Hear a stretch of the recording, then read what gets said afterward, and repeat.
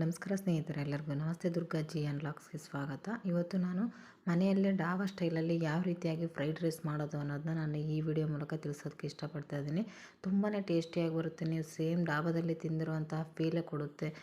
ನೀವು ಒಂದು ಸಾರಿ ಟ್ರೈ ಮಾಡಿ ನೋಡಿ, ತುಂಬಾ ರುಚಿಯಾಗಿ ಬರುತ್ತೆ. ಅನ್ನ ಕೂಡ ಮಾಡ್ಕೊಳೋದು ಬಹಳನೇ ಇಂಪಾರ್ಟೆಂಟ್ ಆಗಿರುತ್ತೆ. ನೋಡಿರಿ, ನೀವು ನೋಡ್ತಾ ಇದ್ದೀರಾ ಎಷ್ಟು ಚೆನ್ನಾಗಿ ಉದುರಾಗಿ ಬಂದಿದೆ ಅನ್ನ.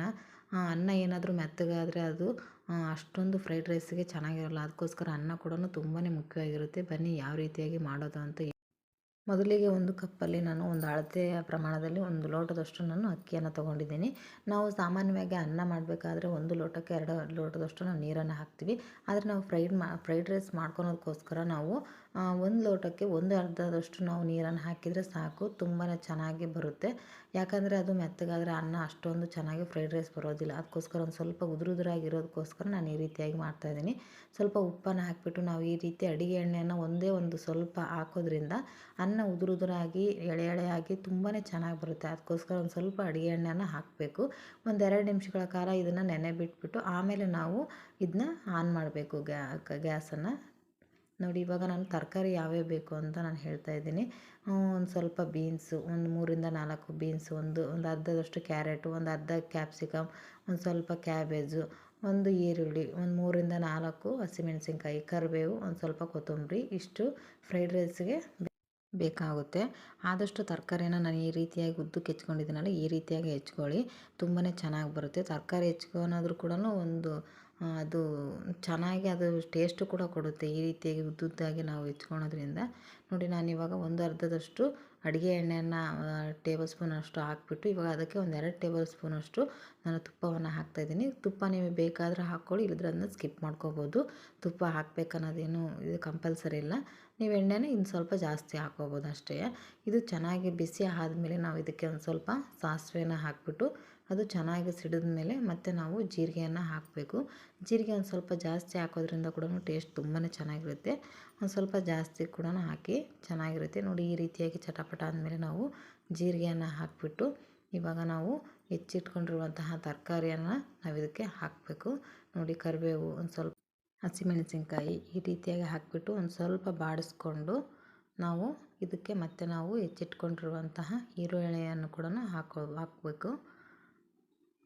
ನೋಡಿ, ಈ ರೀತಿಯಾಗಿ ಫ್ರೈ ಮಾಡಿಕೊಂಡು ನೀಟಾಗಿ ನಾವು ಫ್ರೈ ಮಾಡ್ತಾ ಹೋಗಬೇಕು. ಇದಕ್ಕೆ ಒಂದು ಸ್ವಲ್ಪ ಈರುಳ್ಳಿ ಹಾಕಿದಾಗ ಒಂದು ಸ್ವಲ್ಪ ಉಪ್ಪನ್ನು ಹಾಕಬೇಕು, ಜಾಸ್ತಿ ಹಾಕಬಾರ್ದು. ಯಾಕಂದರೆ ನಾವು ತರಕಾರಿ ಹಾಕ್ದಾಗೆಲ್ಲ ಒಂದು ಸ್ವಲ್ಪ ಉಪ್ಪು ಹಾಕಿದರೆ ಚೆನ್ನಾಗಿರುತ್ತೆ. ನಾವು ಒಂದೇ ಸರಿ ಉಪ್ಪು ಹಾಕೋದ್ರಿಂದ ಆ ತರಕಾರಿಗೆ ಮಾತ್ರ ಅದು ಅಂಟ್ಕೊಳ್ಳುತ್ತೆ. ಅದಕ್ಕೋಸ್ಕರ ನಾವು ನೋಡಿ ಇವಾಗ ಕ್ಯಾರೆಟು ಮತ್ತು ಬೀನ್ಸನ್ನು ಹಾಕಿಬಿಟ್ಟು ಒಂದು ಸ್ವಲ್ಪ ಉಪ್ಪು ಹಾಕಿಬಿಟ್ಟು ಈ ರೀತಿಯಾಗಿ ಬಾಡಿಸ್ಬೇಕು. ಕ್ಯಾರೆಟು ಬೀನ್ಸ್ ಒಂದು ಸ್ವಲ್ಪ ಬೇಯೋದಕ್ಕೆ ಟೈಮ್ ಹಿಡಿತವೆ, ಅದಕ್ಕೋಸ್ಕರ ಅದನ್ನ ಫಸ್ಟ್ ಹಾಕಬೇಕು. ಕ್ಯಾಪ್ಸಿಕಮ್ ಆಗಲಿ ಕ್ಯಾಬೇಜ್ ಆಗಲಿ ಒಂದು ಸ್ವಲ್ಪ ಟೈಮ್ನಲ್ಲೇ ಅದು ಕ್ಲೀನಾಗಿ ಬೆಂದ್ಬಿಡ್ತವೆ. ಅದಕ್ಕೋಸ್ಕರ ಅದನ್ನು ನೀವು ಲಾಸ್ಟಿಗೆ ಹಾಕೋದು ಚೆನ್ನಾಗಿರುತ್ತೆ. ನೋಡಿ, ಈ ರೀತಿಯಾಗಿ ಉಪ್ಪು ಹಾಕಿಬಿಟ್ಟು ನಾವು ಕ್ಲೀನಾಗಿ ಬಾಡಿಸ್ಕೊಂಡು ಒಂದು 2 ನಿಮಿಷ ಬಿಟ್ಟರೆ ಸಾಕು, ಚೆನ್ನಾಗಿ ಫ್ರೈ ಆಗಿಬಿಡುತ್ತೆ. ತುಂಬ ಟೇಸ್ಟು ಕೂಡ ಬರುತ್ತೆ. ಫ್ರೈಡ್ ರೈಸ್ ಅಂತೂ ನೀವು ನೆನೆಸ್ಕೊಂಡ ಕೂಡಲೇ ಮಾಡ್ಕೋಬೋದು, ಅಷ್ಟು ಈಸಿಯಾಗಿ ಬರುತ್ತೆ. ನೀವು ಒಂದು ಸಾರಿ ಟ್ರೈ ಮಾಡಿ ನೋಡಿ ಮನೆಯಲ್ಲಿ ಯಾವ ರೀತಿಯಾಗಿ ಬರುತ್ತೆ ಅಂತ. ನೀವು ನಮ್ಮ ಚಾನಲ್ನ ಫಸ್ಟ್ ಟೈಮ್ ನೋಡ್ತಾ ಇದ್ದರೆ ದಯವಿಟ್ಟು ಸಬ್ಸ್ಕ್ರೈಬ್ ಆಗಿ. ನಿಮಗೆ ಇದೇ ರೀತಿಯಾದಂಥ ಅನೇಕ ವಿಡಿಯೋಗಳು ನಮ್ಮ ಚಾನಲ್ನಲ್ಲಿ ಸಿಗ್ತಾ ಹೋಗ್ತವೆ. ನಿಮಗೆ ಯಾವುದೇ ರೆಸಿಪಿಗಳಾಗಿರ್ಬೋದು, ನಿಮಗೆ ಮನೆಮದ್ದುಗಳಾಗಿರ್ಬೋದು, ಯಾವುದೇ ಬೇಕಾದರೆ ಟಿಪ್ಸ್ ಆಗಿರ್ಬೋದು, ಎಲ್ಲವೂ ಕೂಡ ನಮ್ಮ ಚಾನಲ್ನಲ್ಲಿ ಸಿಗ್ತಾ ಹೋಗ್ತವೆ. ದಯವಿಟ್ಟು ನಮ್ಮ ಚಾನಲ್ನ ಸಬ್ಸ್ಕ್ರೈಬ್ ಆಗಿ ಅಂತ ಹೇಳ್ತಾ ಬೆಲ್ ಐಕನ್ನ ಪ್ರೆಸ್ ಮಾಡಿ ಅಂತ ಹೇಳ್ತಾ, ನೋಡಿ ಈ ರೀತಿಯಾಗಿ ಉಪ್ಪನ್ನು ಹಾಕಿಬಿಟ್ಟು ಮತ್ತು ಕ್ಯಾಪ್ಸಿಕಮ್ ಮತ್ತು ಕ್ಯಾಬೇಜನ್ನು ನಾವು ಒಂದು 2 ನಿಮಿಷಗಳ ಕಾಲ ಈ ರೀತಿಯಾಗಿ ಫ್ರೈ ಮಾಡ್ಕೋಬೇಕು. ನೋಡಿ, ಇವಾಗ ನಾನು ಫ್ರೈಡ್ ರೈಸ್ ಪೌಡರ್ನ ನಾನು ಇವಾಗ ಹಾಕ್ತಾಯಿದ್ದೀನಿ, ಮಸಾಲೆಯನ್ನು. ನಿಮಗೆ ಮಾರ್ಕೆಟಲ್ಲಿ ಯಾವುದು ಫ್ಲೇವರು, ಯಾವುದು ಮಸಾಲೆ ಇಷ್ಟ ಆಗುತ್ತೋ ನೀವು ಅದನ್ನೇ ಹಾಕ್ಬೋದು. ನಾನು ವಿನಿ ಅಂತ ಬರುತ್ತೆ, ವಿನಿ ಅಂತ ಫ್ರೈಡ್ ರೈಸ್ ಬರುತ್ತೆ, ಅದನ್ನ ನಾನು ಚಾಯ್ಸ್ ಮಾಡ್ಕೊಂಡಿದ್ದೀನಿ. ತುಂಬಾ ಟೇಸ್ಟಿಯಾಗಿರುತ್ತೆ. ಅದನ್ನು ಕೂಡ ಒಂದು ಸಾರಿ ಟ್ರೈ ಮಾಡಿ. ನಾನು ಎಲ್ಲ ರೀತಿಯಾದಂಥ ಫ್ರೈಡ್ ರೈಸ್ ಮಸಾಲೆಯನ್ನು ಟ್ರೈ ಮಾಡಿದ್ದೀನಿ, ಬಟ್ ನನಗೆ ಈ ಫ್ಲೇವರು, ಈ ಪೌಡರು ತುಂಬಾ ಮಸಾಲೆ ಇಷ್ಟ ಆಯಿತು. ಅದಕ್ಕೋಸ್ಕರ ನಾನು ಇದನ್ನ ಉಪಯೋಗಿಸ್ತಾ ಇದ್ದೀನಿ. ಇದಕ್ಕೆ ನೋಡಿ, ಇವಾಗ ಮತ್ತೆ ನಾನು ಮಸಾಲೆನ ಹಾಕಿಬಿಟ್ಟು 1 ಟೇಬಲ್ ಸ್ಪೂನಷ್ಟು ಸೋಯಾ ಸಾಸ್ ಮತ್ತು 2 ಟೇಬಲ್ ಸ್ಪೂನಷ್ಟು ನಾನು ಟೊಮೆಟೊ ಸಾಸನ್ನು ಇದಕ್ಕೆ ಹಾಕಿಬಿಟ್ಟು ನಾವು ಇವೆರಡು ಸಾಸ್ಗಳನ್ನು ಹಾಕಿದ ಮೇಲೆ ಜಾಸ್ತಿ ಹೊತ್ತು ಫ್ರೈ ಮಾಡಬಾರ್ದು. ಒಂದು ಸ್ವಲ್ಪ 30 ಸೆಕೆಂಡ್ ನಾವು ಫ್ರೈ ಮಾಡ್ಕೊಂಬಿಟ್ಟು ಆಫ್ ಮಾಡಿಬಿಡ್ಬೇಕು.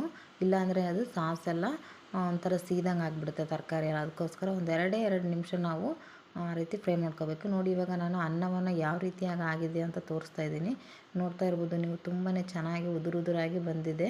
ನೀವು ಕೂಡ ಒಂದು ಸಾರಿ ಆಯಿಲ್ ಹಾಕ್ಬಿಟ್ಟು ಟ್ರೈ ಮಾಡಿ ನೋಡಿ. ತುಂಬಾ ನಿಮಗೂ ಎಷ್ಟು ಚೆನ್ನಾಗಿ ಬಂದಿದೆ ಅಂತ ಗೊತ್ತಾಗುತ್ತೆ. ನೋಡಿ ಚೆನ್ನಾಗಿ ಕೂಡ ಬೆಂದಿದೆ ಅನ್ನ. ಈ ರೀತಿಯಾಗಿ ನೀವು ಕೂಡ ಒಂದು ಸಾರಿ ಟ್ರೈ ಮಾಡಿ ನೋಡಿ. ಇವಾಗ ನಾನು ಮಸಾಲೆಗೆ ಇವಾಗ ಈ ಫ್ರೈಡ್ ರೈಸ್ ಗೊಜ್ಜಿಗೆ ನಾನು ಇವಾಗ ಅನ್ನವನ್ನು ಕಲಿಸ್ತಾ ಇದ್ದೀನಿ. ತುಂಬಾ ಟೇಸ್ಟಿಯಾಗಿ ಬರುತ್ತೆ. ನಿಮಗೆ ಈ ವಿಡಿಯೋ ಇಷ್ಟ ಆಗಿದ್ದರೆ ದಯವಿಟ್ಟು ಲೈಕ್ ಮಾಡೋದನ್ನ ಮಾತ್ರ ಮರಿಬೇಡಿ. ಇದೇ ರೀತಿಯಾಗಿರುವಂಥ ಅನೇಕ ರೈಸ್ ಐಟಮ್ಗಳಾಗಿರ್ಬೋದು, ಪ್ರತಿಯೊಂದು ಸ್ವೀಟ್ಸ್ ಆಗಿರ್ಬೋದು, ಎಲ್ಲವೂ ಕೂಡ ನಮ್ಮ ಚಾನಲಲ್ಲಿ ಸಿಗ್ತಾ ಹೋಗ್ತವೆ. ನೋಡಿ ಎಷ್ಟು ಚೆನ್ನಾಗಿ ಬಂದಿದೆ. ಸೇಮ್ ಡಾಬಾ ಸ್ಟೈಲಲ್ಲೇ ಅಂತಲೇ ಹೇಳ್ಬೋದು. ನೀವು ಒಂದು ಸಾರಿ ಇದನ್ನು ಟ್ರೈ ಮಾಡಿ ನೋಡಿ. ನೀವು ಡಾಬಾದಿಂದ ಫ್ರೈಡ್ ರೈಸ್ ತರಿಸೋದೇ ಬಿಟ್ಬಿಡ್ತೀರ, ಅಷ್ಟು ಚೆನ್ನಾಗಿ ಬರುತ್ತೆ. ಮನೆಯಲ್ಲೇ ಇಷ್ಟು ರುಚಿಯಾಗಿರುವಂತಹ ಫ್ರೈಡ್ ರೈಸ್ ಆಗುತ್ತಾ ಅನ್ನೋದು ನಿಮಗೆ ಆಶ್ಚರ್ಯ ಆಗುತ್ತೆ, ಅಷ್ಟು ಚೆನ್ನಾಗಿ ಬರುತ್ತೆ. ನೀವು ನೋಡ್ತಾ ಇರ್ಬೋದು, ತುಂಬಾ ರುಚಿಯಾಗಿ ಬರುತ್ತೆ. ನೀವು ಒಂದು ಸ್ವಲ್ಪ ಸಾಸನ್ನು ಇಷ್ಟಪಡೋರಾದರೆ ಟೊಮೊಟೊ ಸಾಸನ್ನ ಇನ್ನು ಸ್ವಲ್ಪ ಹಾಕ್ಕೋಬೋದು. ನೋಡಿ ಎಷ್ಟು ಚೆನ್ನಾಗಿ ಬಂದಿದೆ. ಇವಾಗ ಇದಕ್ಕೆ ನಾವು ಲಾಸ್ಟ್ ಫೈನಲ್ ಟಚ್ ಅಂದರೆ ಕೊತ್ತಂಬರಿಯನ್ನು ಹಾಕಿಬಿಟ್ರೆ ಮುಗೀತು. ನೋಡಿ ಎಷ್ಟು ಚೆನ್ನಾಗಿ ಉದುರಾಗಿ ಬಂದಿದೆ ಅಂತ ನೀವು ನೋಡ್ತಾ ಇದ್ದೀರಾ. ನೀವು ಕೂಡ ಮನೆಯಲ್ಲಿ ಈ ರೀತಿಯಾಗಿರುವಂತಹ ಡಾಬಾ ಸ್ಟೈಲ್ ಫ್ರೈಡ್ ರೈಸ್ನ ಮಾಡ್ಕೊಳ್ಳಿ. ಹೇಗೆ ಬಂದಿದೆ ಅಂತ ನನಗೆ ಕಮೆಂಟಲ್ಲಿ ತಿಳಿಸೋದು ಮಾತ್ರ ಮರಿಬೇಡಿ. ಲೈಕ್ ಮಾಡೋದು ಕೂಡ ಮರಿಬೇಡಿ ಅಂತ ಹೇಳ್ತಾ, ಥ್ಯಾಂಕ್ ಯು ಸೋ ಮಚ್.